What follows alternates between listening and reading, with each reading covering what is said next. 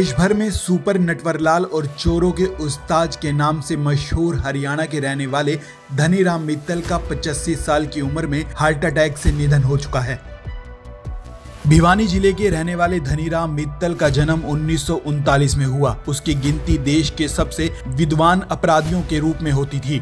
धनीराम अपने जमाने का ऐसा हाईटेक अपराधी था जो न केवल फर्जी जज बनकर काफी समय तक असली जज की कुर्सी पर बैठा रहा, बल्कि उसने कई अपराधियों को जमानत तक दे डाली।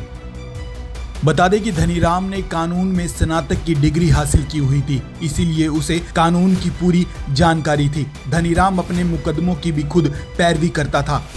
फिलहाल धनीराम एक पुराने केस में चंडीगढ़ की जेल में 2 माह की कैद काट कर आया था।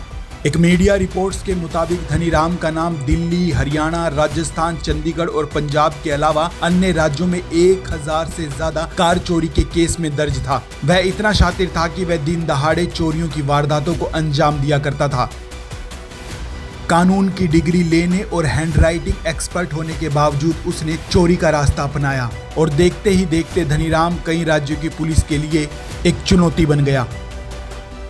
बता दें कि धनीराम इतना शातिर था कि उसने फर्जी दस्तावेजों के जरिए रेलवे में सरकारी नौकरी तक हासिल कर ली। नौकरी भी कोई छोटी मोटी नहीं, बल्कि सीधे रेलवे मास्टर की। वर्ष 1968 से लेकर 1974 के बीच करीब 6 साल तक उसने देश के कई अहम रेलवे स्टेशनों पर काम किया। बता दें कि 1970 से 1975 के बीच की बात है, जब धनीराम ने एक अखबार में हरियाणा के झज्जर में एडिशनल जज के खिलाफ विभागीय जांच के आदेश की खबर पढ़ी।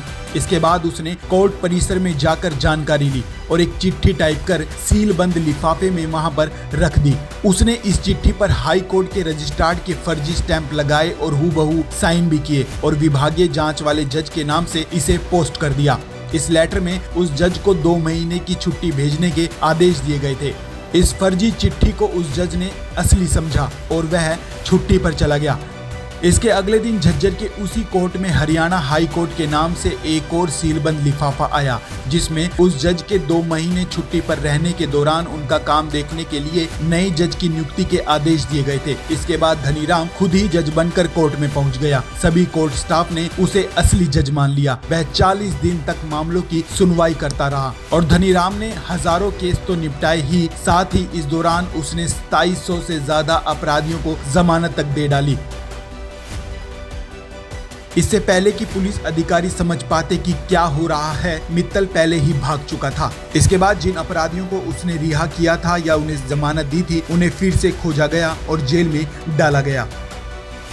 बता दें कि धनीराम ने रोहतक से प्रथम श्रेणी में BSc की हुई थी। राजस्थान से उसने LLB की पढ़ाई की।